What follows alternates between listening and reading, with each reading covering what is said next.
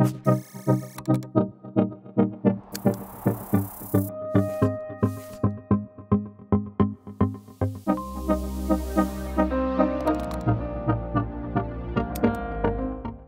le thème de cette deuxième table ronde, c'est le BIM pour diminuer drastiquement la consommation d'énergie des bâtiments. Il faut savoir que l'Université de Lorraine, c'est la plus grande université de France en termes de patrimoine immobilier. C'est plus de 800 000 m² de surface et plus de 250 bâtiments à gérer. L'IUT de Longwy, c'est un peu plus de 7 000 m² de surface utile brute. On a des bâtiments qui datent des années 60-70 et qui ont besoin en fait, d'être rénovés énergétiquement. Et il y avait un appel à projet Plan France Relance en 2020. On a réussi à obtenir plus de 20 millions d'euros.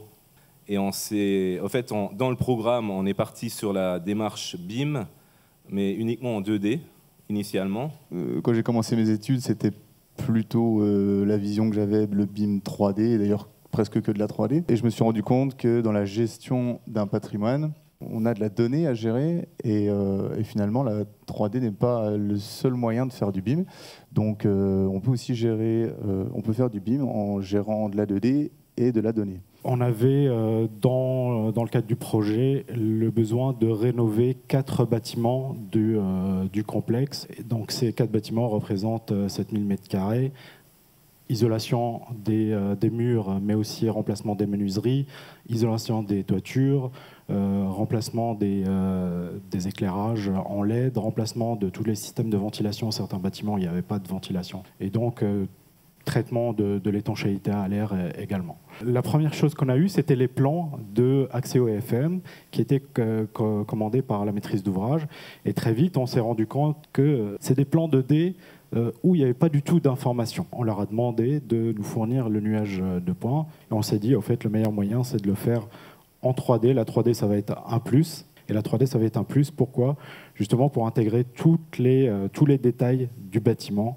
C'est vraiment tout l'intérêt du BIM en rénovation. On peut superposer des maquettes existantes et états futurs, comme on peut le voir par exemple ici. Chaque fenêtre, dans la maquette numérique, elle a sa nomenclature. Donc il suffit juste de générer la liste. Pareil pour les ITE, la coloration, que ce soit en jaune ou en bleu, ça vient du matériau. On sait qu'ici, on a un mur qui est isolé en ITE, donc il va s'afficher bleu. En fait, à partir du nuage de points, on essaye d'extraire un plan 2D pour avoir vraiment toutes les cotes au millimètre près.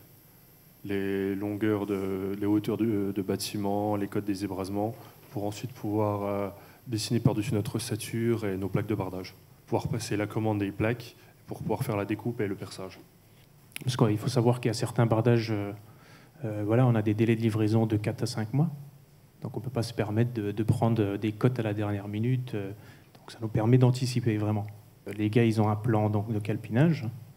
Ils n'ont plus qu'à respecter ce plan et puis visser les plaques sur site. Il n'y a plus de transformation sur chantier, donc ça se passe à l'abri, en atelier. C'est tout l'intérêt de la maquette numérique, c'est que c'est réellement une base de données dans laquelle on va venir intégrer toutes les informations, que ce soit des informations de volume, de 3 dimensions, des informations de matériaux, les informations de surface. Je peux savoir quelle est la surface de ce local, quel est son volume.